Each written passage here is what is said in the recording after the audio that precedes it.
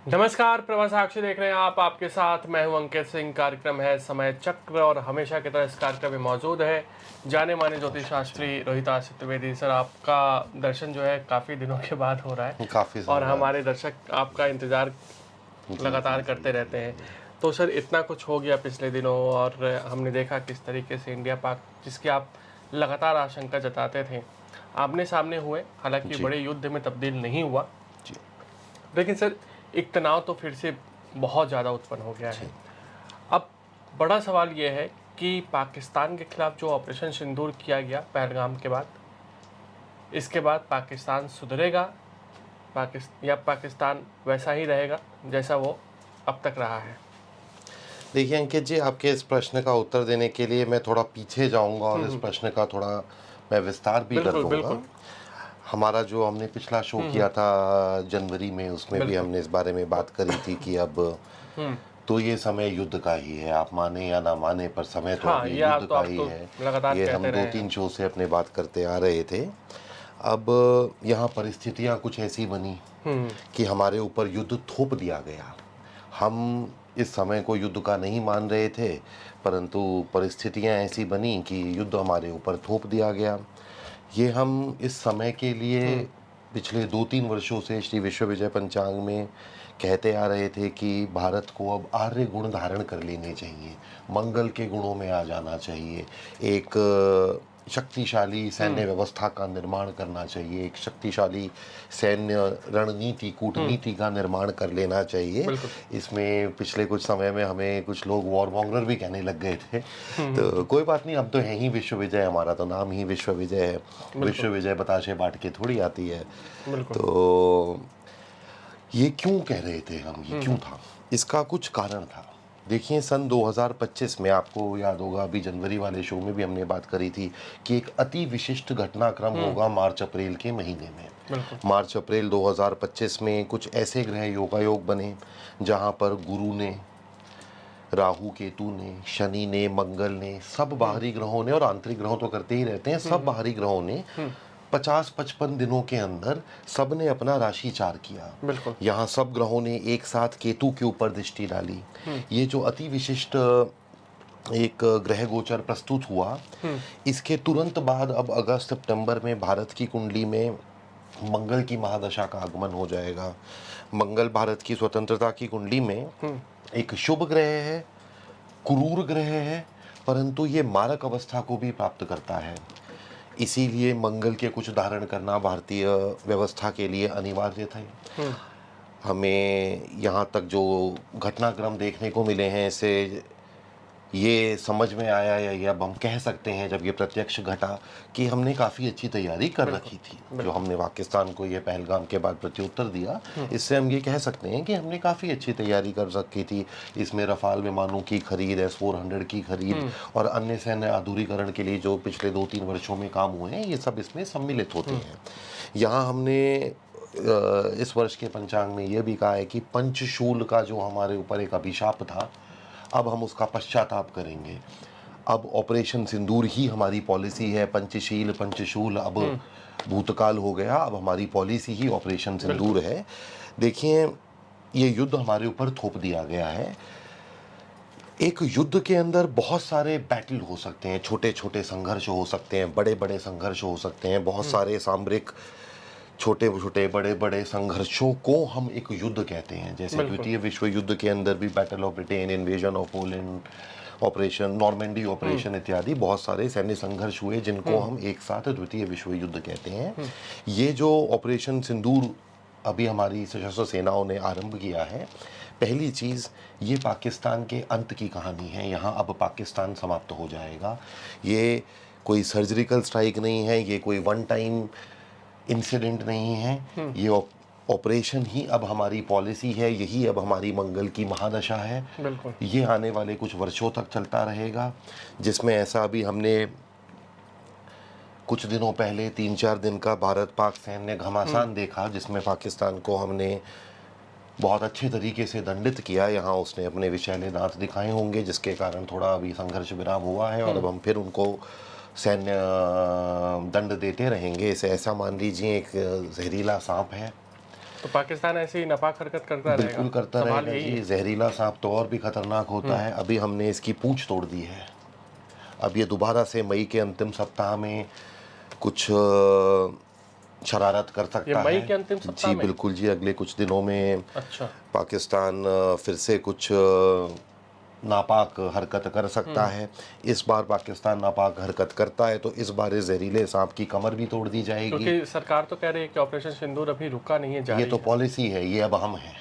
अच्छा। अब हम यही हैं, यही भारत की कुंडली में मंगल की महादशा है। अब हम एक मंगल प्रिय, मंगल के अनुशासन में रहने वाली एक सैन्य व्यवस्था है। अब हम अगले कुछ वर्षों तक एक बड़े युद्ध अभियान पर निकल चले हैं। बिल्कुल। पाकिस्तान इस बड़े युद्ध अभियान का केवल एक पड़ाव है।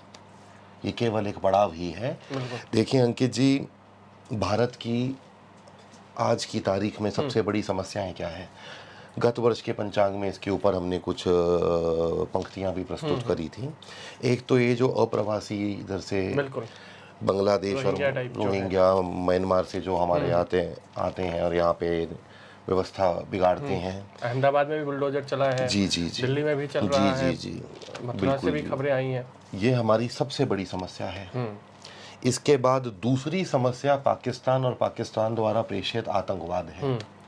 तीसरी समस्या होगी कि देखिए जी, समय बदल रहा है, परिस्थितियां बदल गई, जियोपॉलिटिक्स बदल गई, तो अब संशोधनों की भी आवश्यकता है संविधान में। हमारे संविधान में कुछ ऐसे कैरेक्टर्स हैं, कैरेक्टरिस्टिक्स हैं जिनमें अब समय के साथ संशोधन हो जाने चाहिए। कुछ बड़े संशोधन आएंगे। यदि आप देखें तो यहाँ पे न्यायपालिका में भी बड़ी हलचल मच गई है। एक तो वो कैश कांड हुआ और एक अभी माननीय राष्ट्रपति महोदया ने भी कुछ आर्टिकल 143 मेरे ख्याल कुछ माननीय न्यायालय से कुछ प्रश्न पूछे हैं। अब हम शायद एक इम्पीचमेंट को भी होते हुए देखेंगे।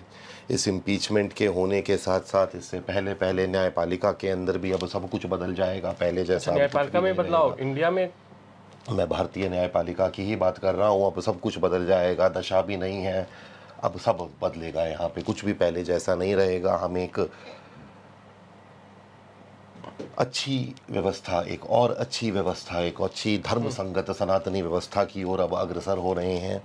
आने वाले समय में अब नेपोटिज्म, भाई भतीजावाद, परिवारवाद का कोई भी स्थान नहीं रहेगा। बिल्कुल। इसी में हम यहाँ पर अब ये कह सकते हैं कि मंगल की महादशा का कुछ आगमिक जो हमें अब संकेत देखने को मिले हैं, इससे ये स्पष्ट रूप से अब कहा जा सकता है कि अब आने वाले लंबे समय तक भारत की राजनीति भी सैन्य शक्ति प्रदर्शन और सैन्य संचालन के इर्द गिर्द ही घूमती रहेगी। वह राजनीतिक दल, वह राजनेता जो सैन्य शक्ति प्रदर्शन और सैन्य सशक्तिकरण के ऊपर कार्य करेंगे, उन्हीं को जनता का ठीक है, हम समर्थन वहाँ मिलेगा। आएंगे सर। लेकिन आपने जो कहा कि इंडिया का जो ऑपरेशन है वो अब जारी रहने वाला है, उसमें जी। कोई विराम लगता हुआ आपको दिखाई नहीं ये दे रहा है। पाकिस्तान को ध्वस्त करने ये के बाद ही पाकिस्तान ऑपरेशन पूरा को, लेकिन होगा। सर बड़ा सवाल यही है ना कि भविष्य क्या होगा। ठीक है, ये ऑपरेशन कंटिन्यू है, लेकिन भविष्य क्या होता है? आपने बोला कि मई के लास्ट में कुछ हो सकता है। कितने लंबे भविष्य की आप कितने बात कर रहे हैं? हाँ, 1 साल 2 साल, या फिर आपने चूंकि बोला कि कंटिन्यू रहने वाला है, तो भविष्य में क्या हो सकता है? क्या अभी जो हमने देखा वो इसका एक छोटा हिस्सा था? क्या कुछ बड़ा भी हो सकता है? ये शुरुआत थी। अच्छा। ये शुरुआत थी। जैसे सीजन आते हैं, एपिसोड आते हैं, ये सीजन 1 एपिसोड 1 था। ये सीजन खत्म होएगा मार्च अप्रैल 2026 में। अच्छा, एपिसोड 1। ये एपिसोड 1 खत्म हो गया, अब एपिसोड 2 आएगा और ये सीजन खत्म होएगा मार्च अप्रैल 2026 में। मार्च अप्रैल 2026 आते आते पाकिस्तान की व्यवस्था एज अ नेशन स्टेट विघटित होने लग जाएगी और हम पाकिस्तान के ऊपर एक सैन्य प्रभुत्व स्थापित कर चुके होंगे। यहाँ पर हमारी जो सबसे बड़ी समस्या है, ये तो दूसरी समस्या है, जो सबसे बड़ी समस्या है हम अब उसका भी समाधान कर रहे हैं। ऑपरेशन सिंदूर केवल पाकिस्तान सेंट्रिक नहीं रहेगा। We are going in for the complete solution. 2027 आते आते हमारे मानचित्र भी अब बदल गए होंगे। बिल्कुल। इसकी समय सीमा मैं आपको ये 2 साल का बता रहा हूँ, 1.5 साल का बताया और आने वाले कुछ महीनों का बताया। बिल्कुल। चलिए, अब चूंकि सारा का सारा मामला जो शुरू हुआ वो जम्मू कश्मीर से हुआ। जम्मू कश्मीर में एक तरीके से 370 हटने के बाद आप भी लगातार कहते रहे हैं कि वहाँ बहुत बदलाव हो रहे हैं, आगे भी होंगे। लेकिन जिस तरीके से पहलगाम में जो कुछ भी हुआ 22 अप्रैल को, उसके बाद जम्मू कश्मीर के लिए स्थितियाँ ख़राब हो रही हैं। पर्यटक वहाँ नहीं जा रहे हैं, अमरनाथ यात्रा भी होने वाला है। ऐसे में जम्मू कश्मीर में शांति लौटते हुए दिखाई दे रहा है आपको? अमरनाथ यात्रा के दौरान कुछ इस तरीके की घटनाएं हो सकती हैं? शंकाएं तो है। अमरनाथ यात्रा की समय अवधि में मजहबी हिंसा और आतंकवादी हिंसा की संभावना बनी रहेगी, भय बना रहेगा। और कश्मीर में शांति तो पाकिस्तान के समाप्त होने के बाद ही आएगी, उससे पहले अभी शांति यानी नहीं। अप डाउन रहने वाला है। डाउन ही डाउन, डाउन अप और डाउन ना कहें, इसे उग्र और उग्र कह लें, शांत और उग्र कह लें। अब वातावरण उग्र ही रहने वाला है जब तक पाकिस्तान समाप्त नहीं होता। मतलब लेकिन एक और सवाल है सर, क्या इसमें भारत के कश्मीरियों की भूमिका ज़्यादा रहने वाली है, या सीमा पार से जो कुछ भी होगा उसकी वजह से कश्मीर में ये सब सीमा पार के कारण ही है। सीमा पार के कारण होंगे ना? बिल्कुल। चलिए अब सर आप पाकिस्तान के लगातार बेचैनी बढ़ाने वाली बात कर रहे हो, तो एक और सवाल पूछ ही लेता हूँ। बलूचिस्तान क्या आज़ाद होगा? क्योंकि पाकिस्तान जो कुछ भी कहे, लेकिन बलूचिस्तान में तो प्रदर्शन हमें लगातार देखने को मिल रहा है। तो बलूचिस्तान को लेकर अब क्या कह सकते हो? बलूचिस्तान की स्वतंत्रता का जो ये संग्राम है, ये भी और उग्र हो जाएगा। और निकट भविष्य में ही बलूचिस्तान के स्वतंत्रता संग्राम में मित्र सेनाएं हस्तक्षेप करेंगी। मित्र सेनाएं जैसे? जो बलूचियों के मित्र हैं वो हस्तक्षेप करेंगे। अच्छा, ठीक है सर। अब अक्साई चीन पीओके भारत का हिस्सा कब बनेंगे? या आप क्या संसद में भी लगातार ये बातें कही जाती है, लेकिन सर यही होता है कि सोशल मीडिया पर आप देखो सर, जिस तरीके से ऑपरेशन सिंदूर रुका, जी, भले ही इसको लगातार कहा जा रहा है कि जारी है, तो एक उम्मीद थी कि जब सैन्य कार्रवाई होगी तो पीओके का कुछ हिस्सा भारत में आ सकता है, लेकिन ऐसा इस बार हुआ नहीं। तो सोशल मीडिया पर काफ़ी इसको लेकर चर्चा भी हुई। तो क्या अब भी इसकी संभावनाएं हैं, और अगर है तो कब तक? देखिए जी, मैं इसके फर्स्ट पार्ट पे पहले जा रहा हूँ। देखिए, जैसा मैंने अभी कहा कि हम युद्ध अपना क्षेत्रफल बड़ा करने के लिए या किसी वॉरलॉर्ड इकोनॉमी को चलाने के लेकिन वो लिए, हमारा क्षेत्र ही है ना सर। या किसी पर अभी हमारे अधिकार में तो नहीं है ना, ये आप अधिकार कह में तो नहीं है हमारे, या फिर हम किसी राजनीतिक कारणों से युद्ध नहीं करते हैं, हम युद्ध करते हैं मानव जाति के कल्याण के लिए। बिल्कुल। यहाँ पर हम कंप्लीट सल्यूशन की ओर जा रहे हैं। यहाँ मेरा आपसे एक प्रश्न है, लेट्स से बैल्कनाइजेशन ऑफ पाकिस्तान, ये जो 5 सूबे हैं इनकी जंजीर को तोड़ दिया जाता है, बलूचिस्तान आज़ाद हो जाता है, सिंधु देश आज़ाद हो जाता है, उधर से तालिबान भी ड्यूरैंड को डिसॉल्व कर देता है, तो क्या आतंकवाद रुक जाएगा? तो क्या ये पाकिस्तान का जो एक टुकड़ा बचा है, जिसको हम पंजाब कह सकते हैं, क्या ये आतंकवाद को पोषण देना बंद कर देगा? नहीं करेगा। क्या ये हो जाने के बाद म्यांमार से और बांग्लादेश से जो अप्रवासी आते हैं वो आना बंद हो जाएंगे? नहीं जाएंगे। यहाँ पर हमारा जो सैन्य समाधान है वो कुछ और है। यहाँ हम एक लंबे सैन्य अभियान पर गए हैं, हम कंप्लीट सल्यूशन पे जा रहे हैं। हम पाकिस्तान के साथ कुछ वैसा ही कर रहे हैं जो इजराइल ने गाज़ा पट्टी के साथ किया है। समय लगेगा, 1.5, 2, 3 साल, इससे अधिक नहीं, और पाकिस्तान अब ध्वस्त हो जाएगा। ध्वस्त हो जाने का मतलब ये है कि अब लंबे समय तक 20, 25, 30 साल तक पाकिस्तान हमारी मिलिट्री डोमिनियन के अंदर रहेगा, हमारे सैन्य प्रभुत्व के अंदर रहेगा। बिल्कुल। लेकिन सर चीन और बांग्लादेश, ये 2 ऐसे देश हैं जी, जो फिलहाल देखें तो भारत के पड़ोस में तो हैं, लेकिन भारत के खिलाफ लगातार अब साजिशें रच रहे हैं। जी, और बांग्लादेश भी अब खुलकर सामने आ चुका है, चीन तो था ही। जी। इनके साथ हमारा रिश्ता कैसा रहने वाला है? देखिए जी, गत वर्ष भी बांग्लादेश में हमने देखा था कि कैसे एक लोकतांत्रिक सरकार को कट्टरवादियों ने एक उग्र आंदोलन कर गिरा दिया, और वहाँ पर मजहबी हिंसा हुई, हिंदुओं के साथ बड़ा अत्याचार हुआ, हिंसा हुई। तब हमारी पॉलिसी शायद कुछ और थी, अब हमारी पॉलिसी कुछ और है। आने वाले निकट भविष्य में बांग्लादेश में मजहबी हिंसा होगी और भारतीय सेना अब जवाब देगी। बांग्लादेश सेना की वापसी होगी। इस प्रश्न का सामरिक महत्व है, इसको अभी हम रहने देते हैं, आसिफ मुनीर को सोचने दें, उनका काम हम क्यों आसान करें। ठीक है। चीन क्या भारत के लिए खतरा बना रहेगा? चीन तो भारत के लिए खतरा 1962 से है, वो तो तब इसका से जवाब खतरा क्या हो है, सकता है? उसी का जवाब दिया जा रहा है, द कंप्लीट सोल्यूशन। सैन्य टकराव? बिल्कुल निकट भविष्य में होगा। ये सैन्य टकराव अमेरिका और चीन का होगा, जिसमें भारत अमेरिका के साथ खड़ा होगा। बिल्कुल। ये भारत से सीधा सैन्य टकराव होगा या नहीं होगा? भारत और चीनी सेनाएं आपस में सीधे टकराएंगी, भीषण टकराव होगा। ये आप पूरी तरीके से कह रहे हैं? बिल्कुल जी। बिल्कुल। चलिए अब अगले सवाल की ओर बढ़ते हैं सर, क्योंकि कुल मिलाकर देखा जाए तो सब कुछ एक व्यक्ति के इर्द गिर्द घूमता हुआ दिखेगा जी। आने वाले भविष्य में, वो है प्रधानमंत्री नरेंद्र मोदी। प्रधानमंत्री नरेंद्र मोदी, आप जो लगातार कहते रहे हैं, पिछले साल भी आपने कहा था कि सरकार बनने के बाद कुछ समय के लिए उनके ग्राफ में थोड़ा सा डाउनफॉल देखने को मिलेगा, लेकिन उसके बाद उनके ग्राफ में एक तरीके से इजाफा देखा जाएगा। वर्तमान में देखें तो प्रधानमंत्री मोदी का भविष्य क्या लगता है? जी। क्या जो वो एक सरकार चला रहे हैं, गठबंधन की सरकार चला रहे हैं, वो उतनी ही मजबूत है, उतनी ही सक्षम है कि इस तरीके की चुनौतियों का जवाब दे सके? देखिए अंकित जी, एक तो मेरा आपसे निवेदन है, ये उत्तर थोड़ा लंबा होगा। बिल्कुल आप बिल्कुल सर, मुझे मंच यहाँ आपका है पे सर। जी जी जी थोड़ा अनुमति दें और थोड़ा मुझे बिल्कुल बोलने दीजिए एक बिल्कुल लय में। बिल्कुल। मेरा देखिए, पहले तो माँ से इच्छा है कि माननीय इन पंक्तियों को सुने। आजकल ये मीडिया, इंटरनेट वगैरह तो एक बड़ा अच्छा साधन बन गया है कि बिल्कुल। हमारे जैसे साधारण व्यक्ति भी यदि कुछ बोले तो शायद ये लीडरशिप तक पहुंच सकता है। तो मेरा एक तो माँ से इच्छा है कि आप लोगों के माध्यम से, प्रभा साक्षी के माध्यम से, शायद प्रधानमंत्री जी इन पंक्तियों को स्वयं सुन पाएं। देखिए, जब भारत में सेकेंड वेव आई मार्च अप्रैल 2021, उससे जस्ट पहले, आप वृश्चिक लग्न हैं, राजा हैं, क्योंकि हम जनता हैं तो हम मकर लग्न हैं। मैं कुछ ज्योतिषीय संदेश यहाँ पे देना चाह रहा हूँ। आप राजा हैं तो आप वृश्चिक लग्न हैं, हम जनता हैं तो हम मकर लग्न हैं।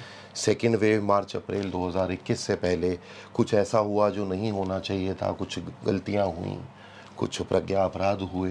मनुष्य हैं हम ही गलतियाँ करते हैं। कुछ गलतियों का प्रभाव अशुभ हमारे ऊपर आया। सेकेंड वेव में हमने बहुत पीड़ा भी अनुभव करी, कुछ परिवार तो अस्त व्यस्त हो गए। उसके बाद जनवरी 2022 में समय का पहिया बहुत तीव्र गति से घूमने लगा। फरवरी 2022 आते आते विश्व परिदृश्य एकदम एकाएक बदलने लगा, जो रूस ने सैन्य गर्जना करी। यहाँ हम सब ने अपने जीवन में एक बड़े पड़ाव को भी आते देखा। इसके बाद जून जुलाई 2023 आते आते कुछ हम जिसे करेक्शन कहते हैं, अपनी कुछ करेक्शन कर पाए, कुछ हम पुनः एक कोर्स करेक्शन कर पाए, सही रास्ते पर चल पाए। जून 2024 में माँ प्रकृति ने संयोग कुछ ऐसे रचे जो सुंदर थे, इतने सुंदर थे कि वहाँ पर प्रज्ञा अपराध जो हमारे हुए थे, माँ ने उन्हें क्षमा करा, ऐसा प्रतीत हुआ। विश्व राजनीति, विश्व कूटनीति एकाएक बदलने लगी। यहाँ पे हमने प्रेसिडेंट डोनाल्ड ट्रंप का वो गोलीकांड जिससे वो बचे, वो भी होते हुए देखा। हम अक्टूबर 2024 आते आते युद्ध के समय में आ चुके थे। फरवरी 2025 में महाकुंभ का जब समापन हुआ, उसके बाद हमने युद्ध काल में प्रवेश कर लिया। अब आप वृश्चिक लग्न हैं क्योंकि आप राजा हैं, हम मकर लग्न हैं क्योंकि हम प्रजा हैं। आपके मन में हमारा बल है। अब जून 2025 में एकाएक समय का पहिया फिर से घूमेगा, बहुत तीव्र गति से घूमेगा, बहुत असमंजस्य अनुभव हो सकता है। इस असमंजस्य में आप अपना आत्मबल, मनोबल उठाकर रखें और आर्य गुण धारण कर कर, मंगल के गुण धारण कर कर, राष्ट्रनायक की तरह, राष्ट्रनायक और सेना नायकों के साथ मिलकर अस्त्र गर्जना करें। यही भारत के लिए अब शुभ है। यहाँ पर जून जुलाई में हम पॉलिटिकल इंस्टेबिलिटी भी अनुभव कर सकते हैं विपक्ष की पार्टियों के भारत कारण। में? जी, विपक्ष की पार्टियों के कारण सत्तारूढ़ भाजपा सरकार को यहाँ पर संकट भी देखना पड़ सकता है। संभव हो सकता है यहाँ संसद पर। सत्र से पहले जो मानसून सत्र आ रहा है उससे जी पहले। जी जी जी, यहाँ पर भी हमें आर्य गुण ही धारण करने पड़ेंगे, वही एक समाधान है। बिल्कुल। तो और मोदी का स्वास्थ्य वगैरह? मोदी जी के स्वास्थ्य के ऊपर तो मैं टिप्पणी नहीं करना चाहूँगा, क्योंकि अभी राष्ट्र ऐसी परिस्थिति में है। एक तो बिल्कुल। स्वास्थ्य हमेशा व्यक्तिगत भी होता है, और माननीय प्रधानमंत्री जी के स्वास्थ्य पे टिप्पणी करना, क्योंकि हम युद्ध काल में हैं, operation Sindoor is on going, अभी ये मैं इस पे उचित नहीं समझता। बिल्कुल। ठीक है, आपने बहुत विस्तार से बताया सर, लेकिन ऑपरेशन सिंदूर जी अगर देखा जाए तो इस बार ये भारत को पता चल गया कि कौन सा देश कहाँ खड़ा है। जी जैसे तुर्की, उज़्बेकिस्तान, जी ये तमाम ऐसे देश हैं जो खुलकर पाकिस्तान के समर्थन में रहे। इसके अलावा अगर देखा जाए तो अमेरिका, जो हमेशा लगता था कि डोनाल्ड ट्रंप के रहने से भारत के साथ खड़ा होगा, वो एकाएक न्यूट्रल हो गया। जी एकाएक न्यूट्रल हो गया। सऊदी अरब और मुस्लिम देशों ने एक अलग भूमिका निभाई न्यूट्रल रह के। जी फ्रांस या यूके जैसे देश थोड़ा सा प्रो इंडिया दिखे हमें। ऐसे में ऑपरेशन सिंदूर के बाद भारत ने एक अलग कूटनीति की है, सभी देशों को विस्तार से बताया है, डेलीगेशंस भी जा रहे हैं। जी। ऐसे में भारत का भविष्य क्या लगता है? ऑपरेशन सिंदूर के बाद क्या वैश्विक मंच पर भारत फिर से मजबूत दिखेगा? देखिए, आपने यहाँ पे बड़ा अच्छा विश्लेषण किया कि एकाएक हमें ना असली चेहरा दिखने लग गया कई राष्ट्रों का। यहाँ पे कुछ गुट अब उभर कर सामने आ गए हैं। चीन, पाकिस्तान, ईरान, टर्की, कतर एक गुट है। भारत, इजराइल एक गुट है। अमेरिका, कुछ यूरोपियन राष्ट्र एक गुट है। रशिया और कुछ मित्र राष्ट्र एक गुट है। बिल्कुल। यहाँ रशिया, अमेरिका, इजराइल आपस में एक विचित्र सी दोस्ती रखते हैं। अमेरिका, भारत और इजराइल आपस में एक विचित्र सी दोस्ती रखते हैं। यहाँ पे जिसे गुड कॉप बैड कॉप कहा जाता है, बिल्कुल। उस तरह की एक स्ट्रैटेजी रची जा रही है। यहाँ पर पहले पाकिस्तान को चीन से अनप्लग करा जाएगा, डीकपल करा जाएगा। अमेरिका पाकिस्तान को अपने आर्थिक वर्चस्व के अंदर लेगा, और बहुत नज़दीकी कुछ समय के अंदर भारतीय सेना के प्रहार और अमेरिका की कूटनीति से पाकिस्तान के न्यूक्लियर वेपन के विषैले दांत अब तोड़ दिए जाएंगे। ये एक बहुत बड़ा सामरिक गेम चल रहा ये है। बहुत बड़ी बात कह रहे हैं आप सर। भारत तो वही चाहता है, हम वो कर रहे हैं जो हम चाहते तो हैं। अमेरिका का इसमें साथ मिल रहा है। मित्र है हमारा, गेम खेला जा रहा ठीक है, तो इसी से सवाल पूछ लेता हूँ, इसी से जुड़ा हुआ कि अमेरिका के साथ भारत के रिश्ते कैसे रहेंगे? अच्छे ट्रंप रहेंगे। क्या भारत के प्रति रवैया कैसे रखेंगे आगे चल के?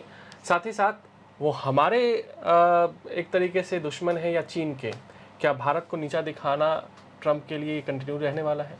अभी देखिए, मई के आखिरी सप्ताह में, जून जुलाई में डोनाल्ड ट्रंप अजीबोगरीब सी कुछ कूटनीति करते हुए दिखेंगे। इसमें ये नहीं, वो तो अभी भी अजीबोगरीब ही कर रहे हैं। भारत कह रहा है कि नहीं, कोई हस्तक्षेप नहीं है, वो कह रहे हैं कि हमने कराया सीज़फायर। यही अजीबोगरीब उनकी कूटनीति अभी चलती रहेगी। उसके बाद सितंबर अक्टूबर आते आते वो एकाएक भारत के साथ खड़े हो जाएंगे। यहाँ पर डोनाल्ड ट्रंप, अमेरिकन प्रेसिडेंट, चीन के एक्सपेंशन को रोक रहे हैं। चीन के ग्लोबल एक्सपेंशन को रोकने के लिए एक बड़ा विचित्र सा गेम खेला जा रहा है। एक रणनीति की व्यू की रचना हुई है, और अब ये व्यू चलायमान हो गया है। इस व्यू की रचना तो 2022-23 से ही चल रही थी, अब ये व्यू चलायमान हो गया है। जैसा आपको याद होगा, हमने अपने पिछले शो में डिस्कस किया था जनवरी 2025 में कि जो युद्धाग्नि यूक्रेन और रशिया में है, मध्य पूर्व में इजराइल में है, वो युद्धाग्नि अब उपमहाद्वीप में आएगी। अच्छा। अभी केवल भारत पाकिस्तान में आई है, बात पूरे उपमहाद्वीप की हुई थी। ये युद्धाग्नि अब पूरे उपमहाद्वीप में फैल जाएगी। यहाँ से फैलते फैलते ये साउथ चाइना सी में भी पहुँच जाएगी, और ये तो अब उत्तरोत्तर युद्धाग्नि उत्तरोत्तर अब और उग्र ही होती जाएगी। आने वाले कुछ वर्षों तक, 2027-28 तक उत्तरोत्तर हर दिन युद्धाग्नि और उग्र ही होती जाएगी। शांति अब विकल्प नहीं है। क्या वैश्विक स्तर पे भी शांति नहीं देखने को मिलेगी? बिल्कुल भी नहीं देखने को मिलेगी। अच्छा, और अमेरिका की भूमिका क्या न्यूट्रल रहेगा या फिर? सुपर पावर है, न्यूट्रल नहीं है, वही ये सब कर रहे हैं। कोई भी न्यूट्रल नहीं अमेरिका अभी भी उनके तो एक तरीके से उपराष्ट्रपति कहते हैं कि हमें दो देशों से मतलब नहीं है, हम किसी में हस्तक्षेप नहीं करेंगे। कूटनीति है जी, बोला जाता है, बोला बहुत कुछ जाता है, करा बहुत कुछ जाता है। जैसे अब बोल तो हम भी रहे थे, इस समय युद्ध का नहीं है, ऑपरेशन सिंदूर हो गया, शुरू कर दिया। अब वो डोनाल्ड ट्रंप तो ईरान में भी एक वार्ता चल रही है, यमन में भी कुछ वार्ता चल रही है, उधर से इजराइल कुछ और ही करता जा रहा है। तो अमेरिका कुछ बोलता रहता है, इजराइल मारता रहता है, अमेरिका बोलता रहता है, इजराइल मारता रहता है। वैसा ही यहाँ पर होगा। अब अमेरिका बोलता रहेगा, हम मारते रहेंगे। बिल्कुल। अब सर अगले सवाल की ओर बढ़ते हैं। अब चूँकि इंडिया का मामला हम सामने लाते हैं कि देश की राजनीति कैसी रहने वाली है। आपने जो कहा उठापटक देखने को मिल सकता है, और विपक्ष जिस तरीके से ऑपरेशन सिंदूर को लेकर सरकार के साथ खड़ा रहा, जी हालांकि अब हल्की फुल्की राजनीति शुरू हो गई है, जी जी जी जी। लेकिन क्या ये कंटिन्यू रहने वाला है? जून जुलाई में तो विपक्ष भारत सरकार के खिलाफ एक मोर्चा खोलता हुआ ही दिखेगा। यहाँ श्रीमान राहुल गांधी जी, अखिलेश जी नेतृत्व करते दिखेंगे। जी जी जी, इनके उत्साह में भी कुछ वृद्धि होती हुई दिखती है। और जुलाई से, जून एंड जुलाई से सुश्री ममता बनर्जी के भी राजनीतिक उत्साह में वृद्धि होते हुए दिखती है। कम से कम जुलाई तक प्रधानमंत्री जी, प्रधानमंत्री कार्यालय और भाजपा की लीडरशिप तनाव में भी जाती है। अच्छा, और देश के किसी राज्य में उठापटक की स्थिति राजनीतिक तौर पर नहीं जी, ऐसी स्थिरता कोई आसार देखने को नहीं है मिलेगी? जी। आम आदमी पार्टी, कांग्रेस, टीएमसी, सब में बड़ा खतरा फिलहाल बीजेपी को किससे है? आम आदमी पार्टी तो नहीं है, गई अब खत्म, उनका बिल्कुल पतन भी हो नहीं है। गया। वो खत्म ही हो जाएगी, देश की राजनीति से खत्म, वो दे आर गॉन। कांग्रेस और टीएमसी। अब रीजनल पार्टी भी रह पाए आम आदमी पार्टी पंजाब की, तो भी बहुत बड़ी बात है, वो भी नहीं रह पाएगी। यहाँ पे टीएमसी और कांग्रेस के बीच में आपस में एक राइवलरी अब उजागर होगी। वो तो ममता है ही, उजागर क्या होनी जी है, वो जी तो है जी ही। और श्रीमती प्रियंका वाड्रा जी के बीच में कुछ तनाव उत्पन्न होगा, राजनीतिक तनाव उत्पन्न अच्छा, होगा। राहुल गांधी से तो पहले से ही है, अब जी प्रियंका जी गांधी जी से भी रहने वाली जी है। जी जी जी जी। यहाँ पर अखिलेश जी की भी कुछ हलचल होते हुए दिखती है। और वो बिहार राजनीति, अभी तो चुनाव में तो समय है बिहार के, उससे पहले ही जून जुलाई में अखिलेश जी का एकदम से राजनीतिक कद थोड़ा ऊंचा होता हुआ लगता है। यहाँ पर एक बड़ा विचित्र खेल भी हो सकता है, क्या पता अखिलेश जी का जो ये उत्साह है या राजनीतिक कद में थोड़ी बढ़ोतरी है, ये उनकी बीजेपी से घनिष्ठता के कारण हो जाए। फिर लड़ाई किससे लड़ेंगे बीजेपी से घनिष्ठता हो तो? बाकियों से ठीक है। भाजपा के लिए आगे के रास्ते कैसे रहने वाले हैं? कठिन है। क्योंकि कठिन है, सरकार भी संकटग्रस्त हो सकती है इस वर्ष। अभी तो वो राष्ट्रीय अध्यक्ष नहीं बना पा रहे हैं सर, और आप वैसे ही कठिन बता रहे हैं। अब वो तो करने पड़ेंगे ना, कर्म ही नहीं राष्ट्रीय करेंगे अध्यक्ष तो मिलने क्या वाले हैं करेंगे? कि नहीं सर, कि नड्डा जी मुझे अभी? तो देखिए जी, भाजपा का जो भविष्य है इसमें अब असमंजस्य ही दिख रहा है कुछ महीनों तक। क्योंकि बहुत सारी मेरे अनुसार राजनीतिक गलतियां भी भाजपा ने कर दी हैं। पिछले 6-7 महीने से भाजपा राजनीतिक गलतियां करती जा रही है, एक राजनीतिक पार्टी के तौर पे राजनीतिक गलतियां कर रही है, और इसका दुष्परिणाम अब सामने आना आरंभ हो जाएगा। एक सवाल सर, क्योंकि लगातार इसी से निकल रहा है और चर्चा में भी है कि राजस्थान, मध्य प्रदेश, छत्तीसगढ़ या फिर उड़ीसा जैसे, वहाँ भाजपा ने जिस तरीके से सीएम बनाया, क्या पार्टी के अंदर भी असंतोष बढ़ चुका है? नहीं जी, इसके ऊपर मैं कोई ज्योतिषीय टिप्पणी तो नहीं कर सकता कि इसका कोई ज्योतिषीय अनुमान लगाने का तो मेरी समझ में लेकिन कोई पार्टी में जो उपकरण कठिन दौर होगा, क्या इसमें एक कारक हो सकता है ये सब चीजें? हो सकता है जी। मैं ये रीजनल लेवल पे नहीं, पर मैं लीडरशिप लेवल पे एक तनाव की बात कर रहा हूँ। बिल्कुल। एनडीए में स्थिरता संकटग्रस्त हो सकती है।